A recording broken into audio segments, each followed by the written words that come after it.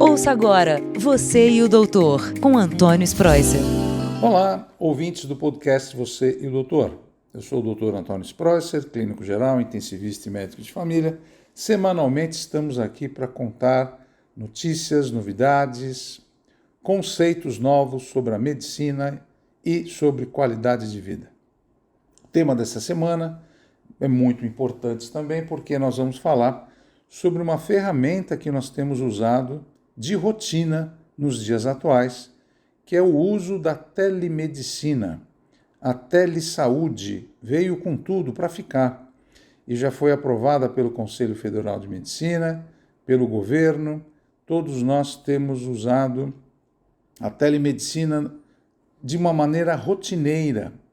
E é muito interessante falar sobre telemedicina, telesaúde, porque até recentemente ninguém fazia uso dessa ferramenta muito poderosa. Somente alguns centros de estudo, de uma maneira assim muito reservada, e teve que acontecer uma catástrofe como essa pandemia para que a gente começasse a se mexer mais, que a medicina começasse a mostrar realmente a real importância da telemedicina. Só para vocês terem uma ideia, na década de 60, nos Estados Unidos já se usava a telemedicina. Em que sentido, né? Como que era isso? Existia um hospital, como existe um hospital na cidade de Boston, em Massachusetts, nos Estados Unidos, que é o General Hospital, Mass General Hospital, onde eu fiquei algum tempo da minha vida também. E esse hospital, ele orientava os médicos a cuidarem de alguns pacientes nos aeroportos. A gente sabe que o aeroporto é um lugar que tem muita aglomeração. E por que não pode acontecer nada grave no aeroporto, né? Eu mesmo, na minha vida, já tive que fazer massagem cardíaca num paciente, num senhor que estava do meu lado no aeroporto, esperando um avião, e ele teve um infarto e morreu do meu lado, mas eu não deixei morrer, fiquei fazendo massagem cardíaca, chamou uma ambulância e ele foi para o hospital. Mas no aeroporto é um lugar que tem muita emoção. Você vai embora, vai esperar gente, então é um lugar que tem um foco de doença muito grande. Então esse hospital de Boston orientava os médicos à distância, como proceder. E isso na guerra também, né? É que ninguém lembra, mas na guerra, às vezes, o rádio era fundamental para os médicos. Quando o médico tinha um paciente sangrando muito, numa hemorragia, ele pegava o telefone, ligava, falava com outros, falava, estou com um paciente sangrando, eu preciso de sangue, eu preciso de torniquete, eu preciso de uma ferramenta, eu preciso fazer amputação. E sem querer saber, esses médicos da Segunda Grande Guerra Mundial, eles começaram a empregar a telemedicina sem saber que isso hoje ia virar moda, né?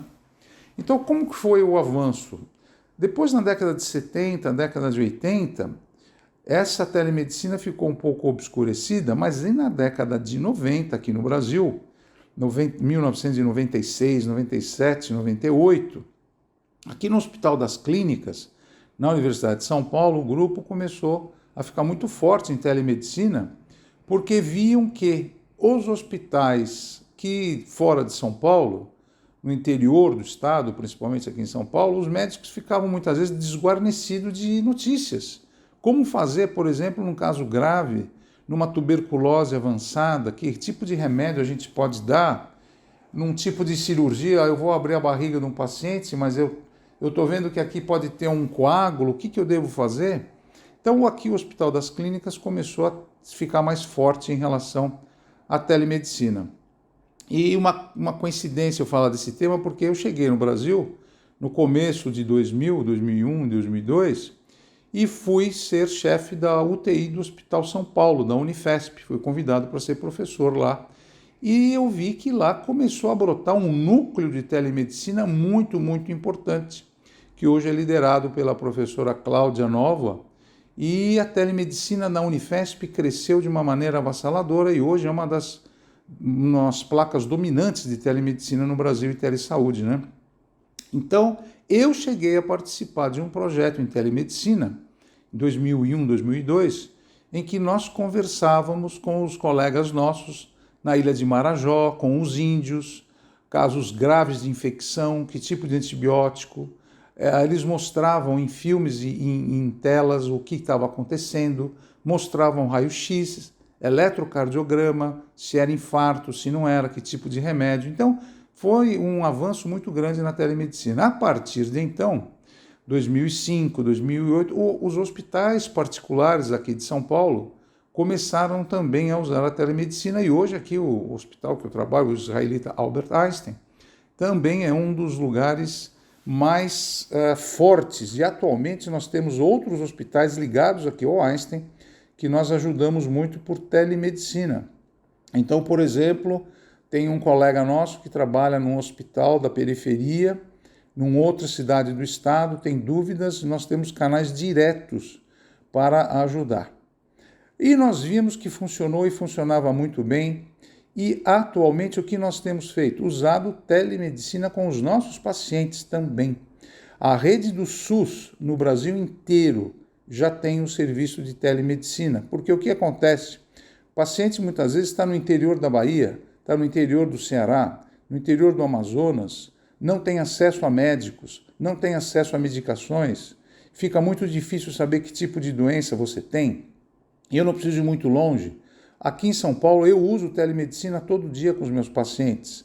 Os pacientes às vezes não querem vir ao hospital onde eu trabalho, porque tem medo de se contaminar. E não só sou eu, vários colegas têm usado a telemedicina no dia a dia. O paciente não quer sair de casa, tem medo, e com razão.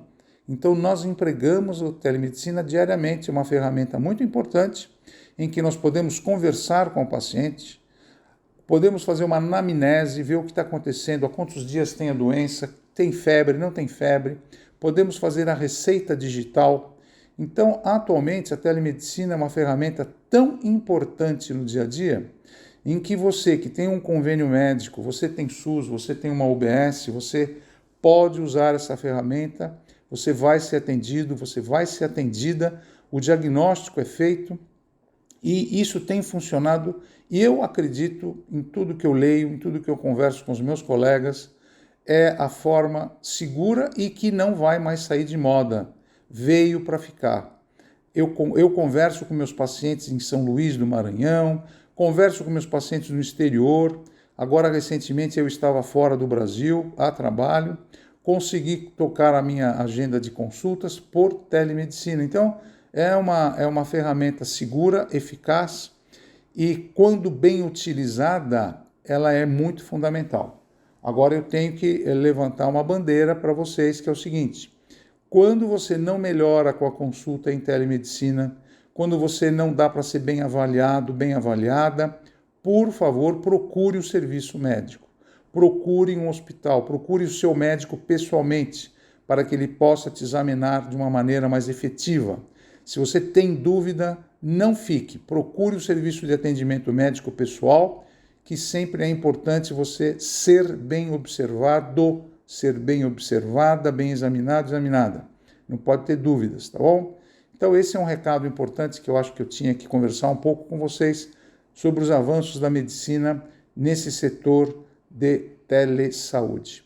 Forte abraço a todos, fiquem com Deus, uma boa semana. Semana que vem tem mais o nosso podcast Você e o Doutor. Um abraço. Você e o Doutor, com Antônio Spreusser.